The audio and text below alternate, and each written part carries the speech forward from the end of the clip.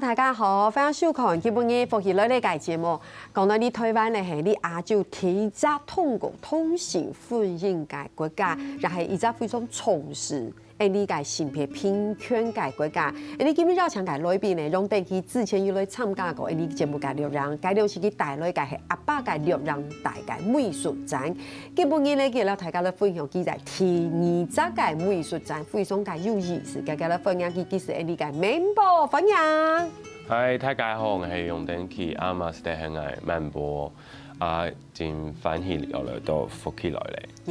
耶，分享漫步係動視兒，古時你講嘅客家話係太古橋，然後很久沒講了吼。係，將依副卡將我講，出來嘛冇機會講冇得來了。你可是我知道你講到清好誒。哦，真嘅。冇啦，對啊，抽，對，連我都有點緊張，太富強，冇卡人就講太富強，而且基本上來療養嘅時間，我就問佢，怎麼看起來有一些累累的？他說啊，才剛從日本轉來，將台灣，哈哈，去日本也是因為美術展嘛，去日本京都展覽，還有去德國。好哦。講到呢一邊，鄉親朋友可能會知道，什麼美術展、乜嘅美術展，有許多德國，有許多日本，咁到底係乜嘅東西？先來回味一下。其實，電梯之前有一個美術展，講的題目是阿爸的錄影帶，對不對？阿爸嘅錄影帶，可能鄉親朋友有一些唔記得，同大家嚟分享，就會其實就係有一年，簡單嚟講，就會有一年提到阿爸的秘密啦，做啲人講哈，看到一些影像，然後就去討論到爸爸的性別認同呢件事情。我爸爸還有哪幾個？還有你你同爸爸，故時候你就因為安永嘅因緣機會開始了你的美術展，那當然也就跟大家分享了爸爸嘅故事，同你嘅故事，嘅兩時其實書都蠻多的回饋跟回響，對。然後我覺得鳳문之前等起講有一句話挺有意思哈，就說其實那個年代很多故事可以分享，只是你的爸爸願意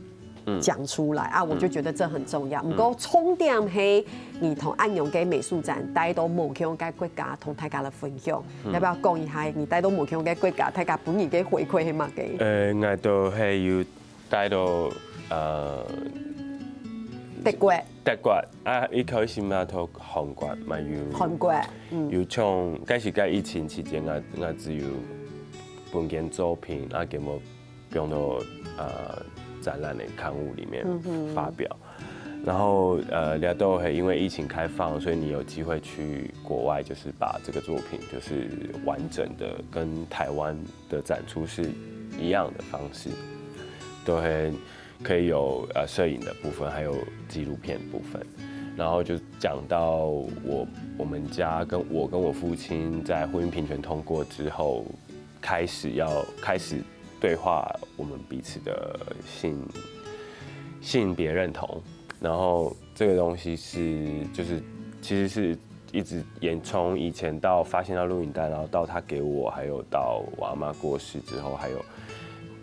去公投，然後再到通過之後這個過程，就從那個影片裡面有講到。然後在德國的時候，因為德國展出的時候是算是。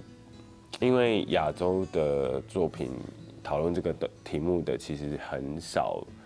是那麼從亞洲的視角去講的，對，所以就到德國展出也蠻特別的經驗。對，那德國人有沒有給你什麼回饋，讓跟亞洲很不一樣的？因為他們其實也有他們的這個性別認同的部分，他們其實很早就開始已經有不同階段的發展，但是他們的家庭關係和家庭的觀念跟我們亞洲還是完全不一樣。對，那我跟我父親還是保有一個很密切的關係，就是他不是說啊你出去工作之後，你可能我們就完全沒有聯繫的。就是其實，而且還有這個部分是我爸給我錄影帶這個部分，它還是有一個好像傳承的概念，是跟亞洲人的傳統的傳承概念是還是有一點關係的。然後還有，我讨论到的是父亲那个年代的，他们那个时代的人跟我的时代的人的对照，那有一点像是一种历史记忆的互相的对话。那刚好德国那个展览，它也是在讲历史这件事情，只是说我讲到的是性别认同的发展史在台湾，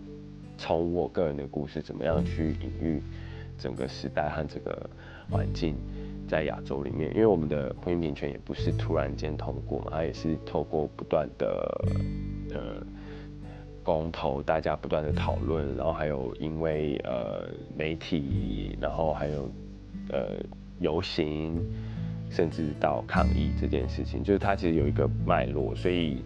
我们不是就是很多人会觉得说啊，我们这个是西化的一种方式，可是我不觉得，我觉得这是我们自己累积出来的，所以我在这个展览，它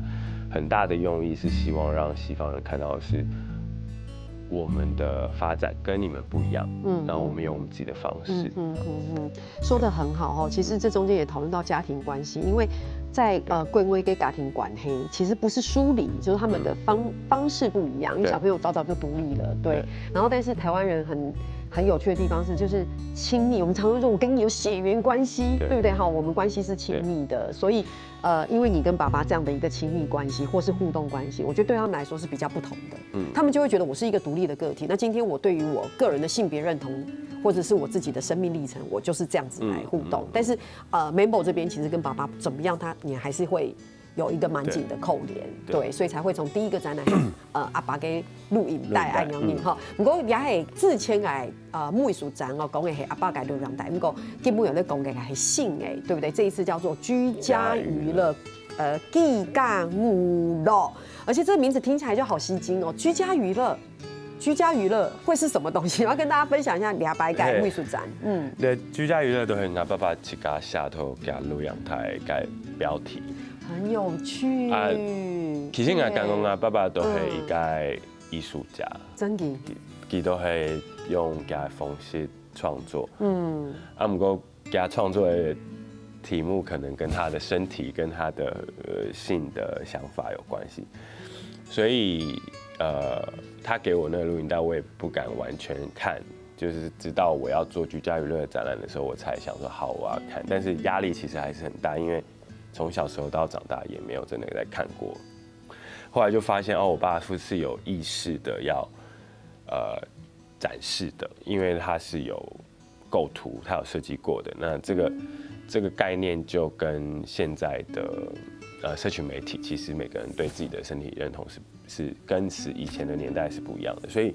我在这个居家娱乐的部分，就是我在讲的是很个人的，很居家。因为那时候刚好是疫情，然后居家这件事情，我们那时候有什么居家检疫，因为那时候大家都隔离，太敢都跌爆。对，然后我就想说，我爸居家。对，然后我那时候就想说，我爸已经有这个居家这个概念，因为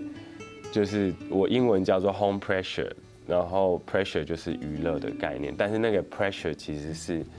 是很自我的娱乐，就是你自己才懂的这个娱乐的快乐的概念。然后这个东西我觉得就直接呼应在我作品里面在讨论家跟性别认同的部分。OK， 对，哇哦，而且有分暗示跟亮示，对不对？对，还有一些酷儿的一些群像，对，就是因为。家跟性，其实在儒家的思想里面，其实从来没有被放在一起的，甚至是被盖起来的。然后我觉得能够在我们的环境里面，其实家跟性是可以讨论的，但是我们好像有一个感觉是这个东西好像还是有点卡。比如说你跟你家人讲这件事情的时候，你好像不觉得有一个时机点可以讨论。那我就刚好用这个展览做出一个，因为我有很多朋友，他是去了我的展览，带他的父母去之后，他们有机会出柜，或者是有机会跟家人讲，因为这刚好是一个家庭的关系，而且是一个机会，找到一个刻意。也算是一个契机，对，所以我就觉得，那我们既然可以讲，我也想要试试看，用一个还不错的方式，怎么样去营造一个方式，让大家去感受加跟性可以并论的一个作品。所以我里面有好几个暗示是有不同的小房间里面是我比较亲密的朋友，或者是不同性别认同的人跟我分享他们的故事，很私密的，然后还有他们想要分享给别人、想要抒发的一些题材。但那时候那个展览你必须要1对1的听，它不是在一个很公众的场域播放。那这也是我想要让大家去理解说，有很多故事和很多很个人的题材，甚至我父亲的作品。就他其实是必须被保有一个很完全的尊重的方式去聆听的，而不会是一个单方面的分享，然后甚至因为在社群媒体现在太消费性的资讯传达，所以它也可能变成只是一个消费性的素材。但是我希望大家重新回顾到如果你可以1对1的听这些作品的时候，其实你可以感受到的这些人的独特性，是你可以透过他们跟你告诉你的生命经验去理解他们。对，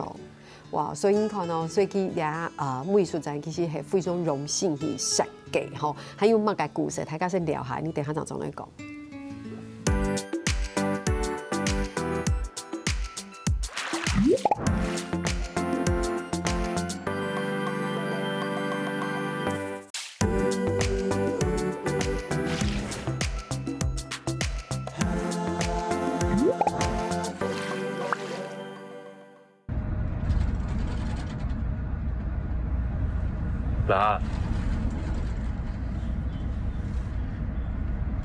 最近好忙，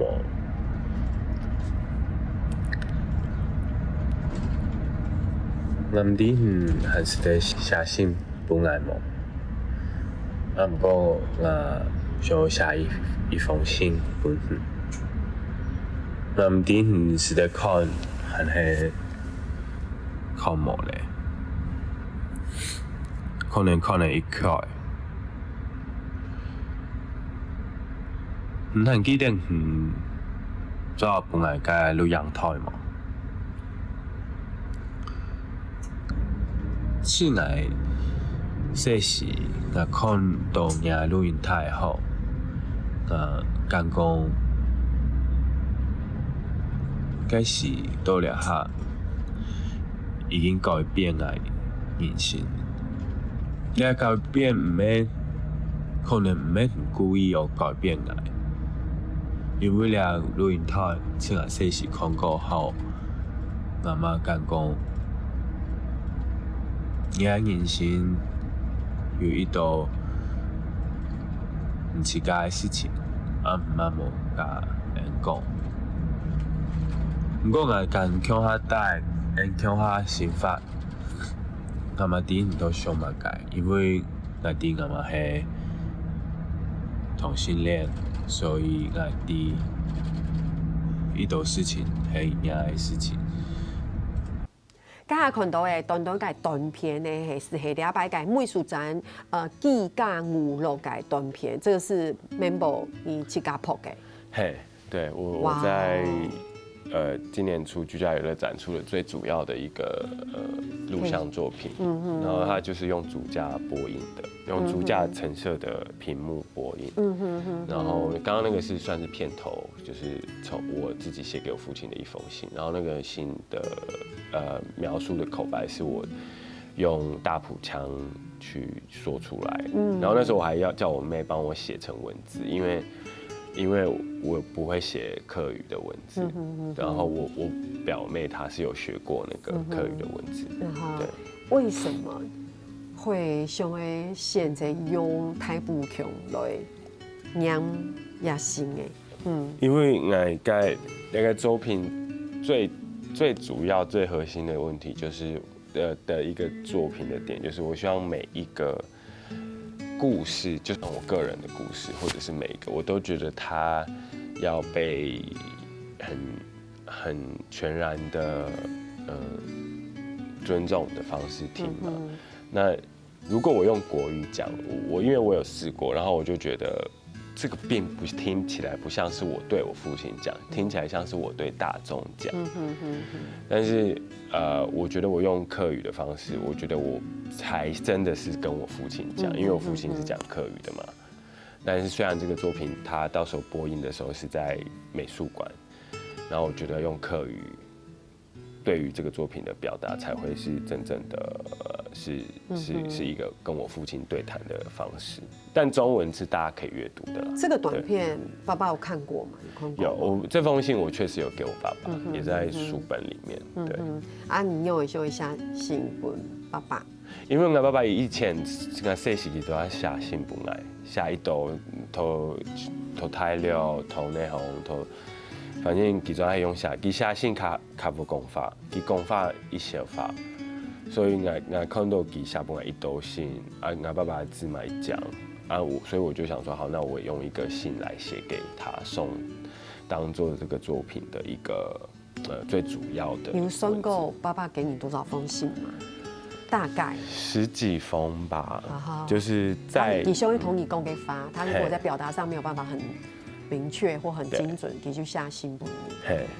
然后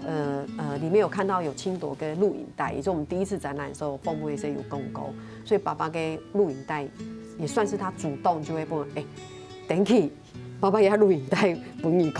你传承给你，是这么的直觉吗？冇诶，佢都係一種，佢是硬喺度搬家，佢都就整個防潮箱說你拿去。那你那時候爸爸第一次拿給你的時候，你看到那錄影帶的時候，其實你也不是很明確底給嘛，對不對？我大概知道裡面就是那些錄影帶，但是我想說你怎麼會給我？對，然後他就說不然就丟掉。就是他也沒有。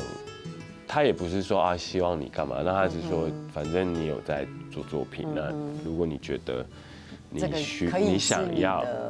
當然我也沒有把它當做作品展出，我覺得那個是他的作品，沒錯，對，然後那我也在回應這件事，因為他是如此特別的人，這麼開放的思想，比我還開放，那我就覺得這個是一個很酷的隱喻。對於環境，對。不厲害，那你安永就是剛才那個短片也本爸爸看過誒，心也是真的本爸爸給爸爸有沒有什麼感想，或是給看睇過後有沒有什麼回饋給你？我爸年紀也慢慢大。對，我記得我爸講的最讓我覺得最感動的，就是他說就是說這個你可以在美術館展出這一件事情，其實真的很不容易。對，他說，但我覺得有一個隱喻是。可能他的年代要講這種東西是不可能的，但是我們的年代，我除了可以講，我還可以把它放在美術館，當做一個作品。好像爸爸因為世代跟母 Q 用，我覺得他好像有羨慕你的感覺，就他覺得是一個很不容易，因為在他那個年代，可能不管私底下怎麼樣，不過台面上他要相對的比較壓抑，對，對不對？對，就是他這所以他也不太講，才用言語來講的方式，他都用寫字。對。那你覺得從爸爸拿給錄影帶本你的那個時刻，到後來整個故事的發展，你覺得在那個時刻就是你知道父親的故事，然後你也對於自我性向的探索，其實是一個很重要的一個，乃至都係一個關鍵。對，你覺得他這個對你的最大的影響是什麼？他對我最大的影響就是沒有影響我。哦，因為他從來不會。你說會不會給你更大的自信啊、勇氣啊、推動啊？我覺得他就是一個把我當作個體的人，他不會有一種我是爸爸。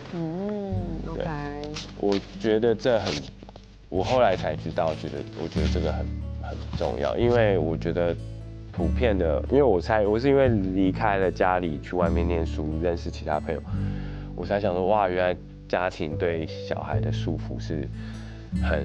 有時候是很沉重的。那是肯定。對，然後我家人雖然說我可能我得到最溫暖的是我阿嬤，但是其實我從來沒有在我爸爸那邊得到很大的壓力，就他都是讓我你想做什麼你就做什麼，就是一個讓我很自由開放的去做我自己。好，我問一個比較私密的问题，就是说你是一个独立的个体，没有错。然后爸爸也给你很大的空间，所以你在自己自我性向的探索的过程当中，当然有你自己的生命历程的经历，好，那个是 Mambo 的故事。对。但是你很明确的知道爸爸的性向跟爸爸的性向探索的这整个过程，那你的感觉是什么？你明白我的意思吗？就是你。如果以我来说好了，我家人给我很大的空间，我有我自己的生命，我自己独立的个体，我自己的发展，这没有问题。可是这跟我的家人没有给我压力，或者是我回过头去知道我的母亲或是我的父亲在性向探索的过程是这样，或是明确的知道我的家人的性向，我觉得那个层次不一样。我的层次是我先一开始我想要改变自己的成长环境，就是。我想要念书，我想要做正常的工作。我本来是这样，我一直念大高中都是念4省中啊，什么什么什么的，然后很拼命的就觉得自己要读法商学啊，什么什么。你要走在一个在社会世俗框架里面认定对的。对，因为我家人的环境就是如此的多元。对。不够，就是不是在一个体制里面，不是我们平常说轨道内的人，对，感觉是这样。有，就我叔叔他们也是有，只是说我爸妈他们不是，然后我就有点觉得啊，我不想要这样子的人生，我想要，就以前啊开始认真要念书的时候，但后来我就觉得，后来我在体制内的时候，我就觉得，天啊，我觉得好像自己像是一个被强压在一个复制品的一种。很就是你看不见自己，你只知道自己要符合这个，你才能够社会的期待。对。然后后来我就跟我的一个历史老师说我的状况，因为我其实是可以念书，但我后来觉得，我念不下去，我觉得自己不知道在干嘛，然后压力很大。然后我历史老师就说，其实人生就是这整个一辈子，其实最后还是你自己在过你的人生，所以你还是要对于你接下来想要做的事情要有热忱，而不是一直在纠结于这个社会的期待，然后你可能会就你这一生你的人生可能就不快乐嘛，这样。然后后来我就决定要去念艺术的，然后我那时候家里也是蛮不解，然后也蛮反对的，尤其我奶奶那时候也蛮不认同的，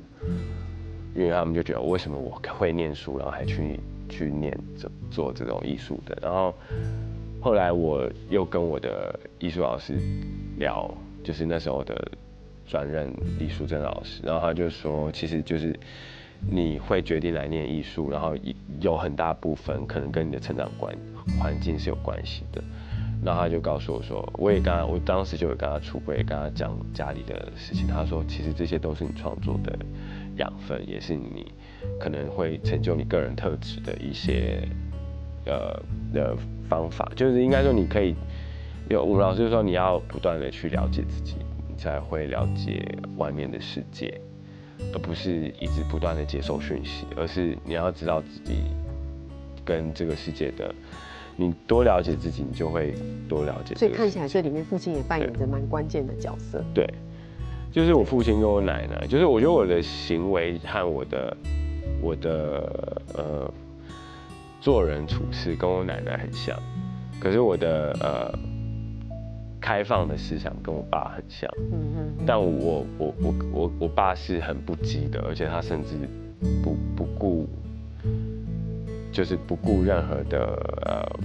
会代价的什么的，但是我跟我奶奶比较像，因为我奶奶是一个很守规矩的，懂，对，所以我也觉得这些事情也都影响我的成长经验，对。哇，所以今日堂Mambo 提白讲说安勇改故事吼，其实还有动到改故事就得分享，大家先聊下，你等下再来讲。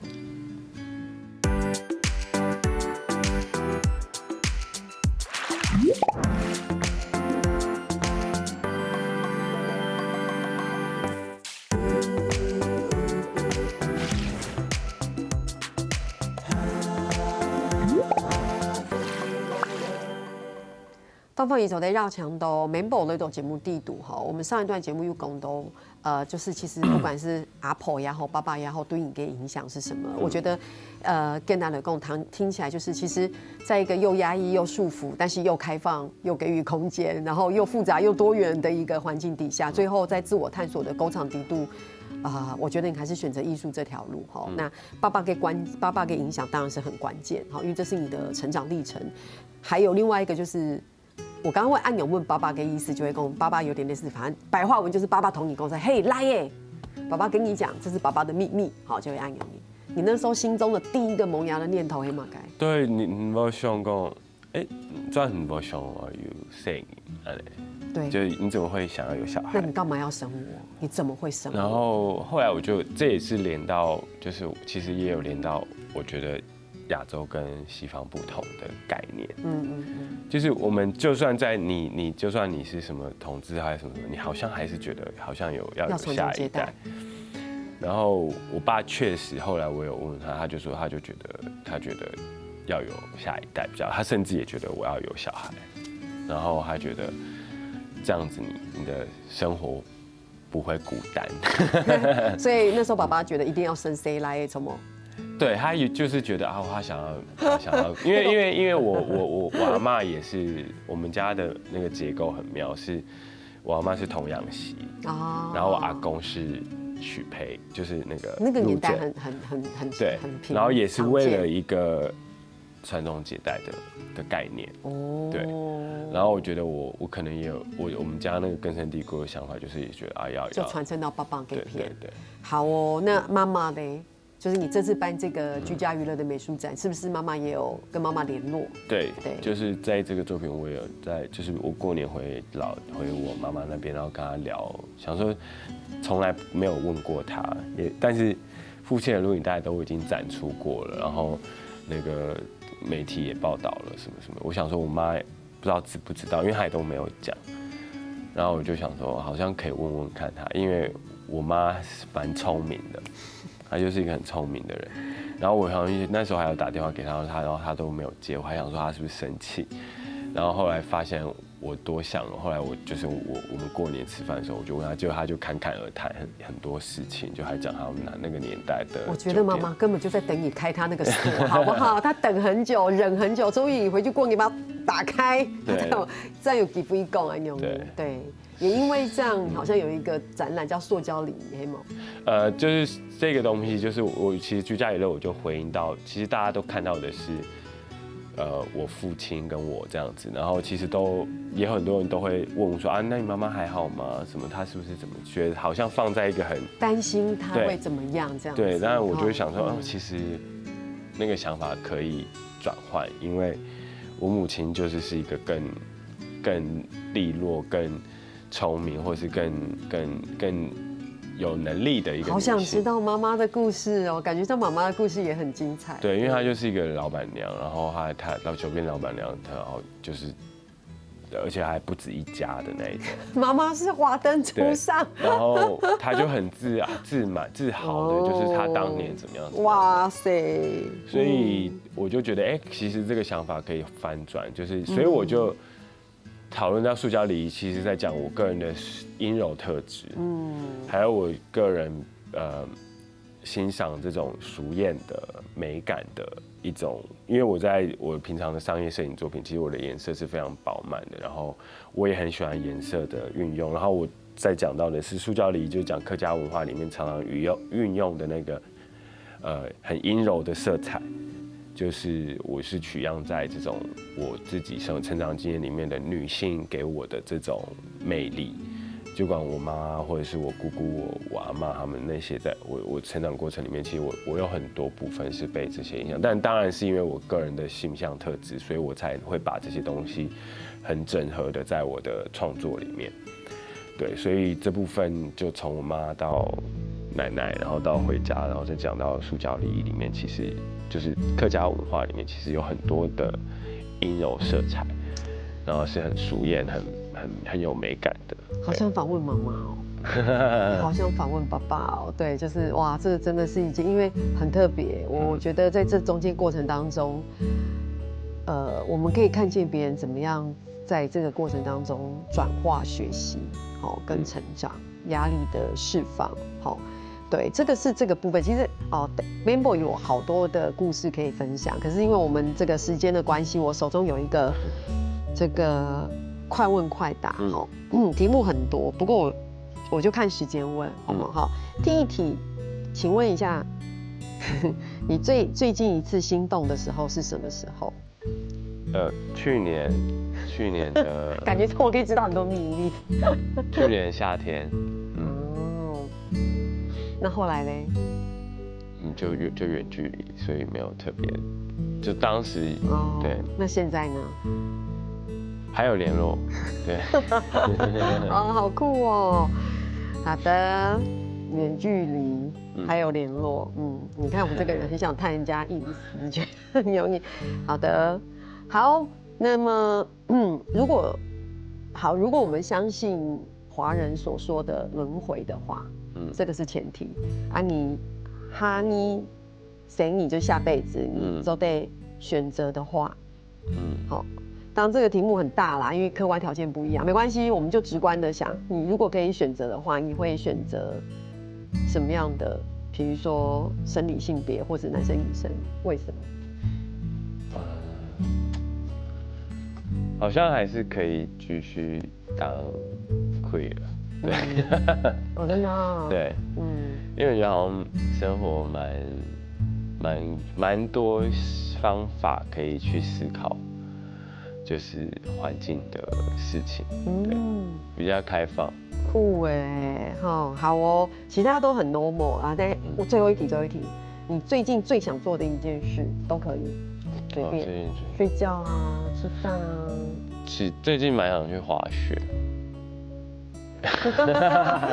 对，你之前有滑雪吗？没有，但就是朋友聊到，然后我们就觉得好像可以，就是可以去试看看。哇，对 ，OK， 好，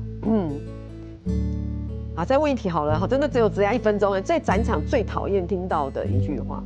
在展览的时候，就是没有也没关系。你说我真的展场真的在展场期间，就是会说啊，不好意思，这个作品有很敏感的题材，那可能要父母陪同这样子。我懂你心情。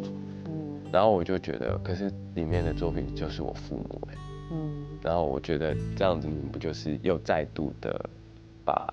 这个划线？对。然后我当下就会非常的火大。那你会做什么事吗？因为那些都是志工，没有那些都是志工，所以我也不会去对他们怎么样，但是我就会赶快很有耐心的跟他们解释说，他们都有意识，然后他们那些进去的人，其实他们也都知道展览的内容是怎么样，对。但我觉得这就是一个社会环境，本来就是要有更多机会去对于这种对话，对。好今天真的非常谢谢 Mambo 来跟我们分享这么多，我觉得很少分享的故事，因为展览毕竟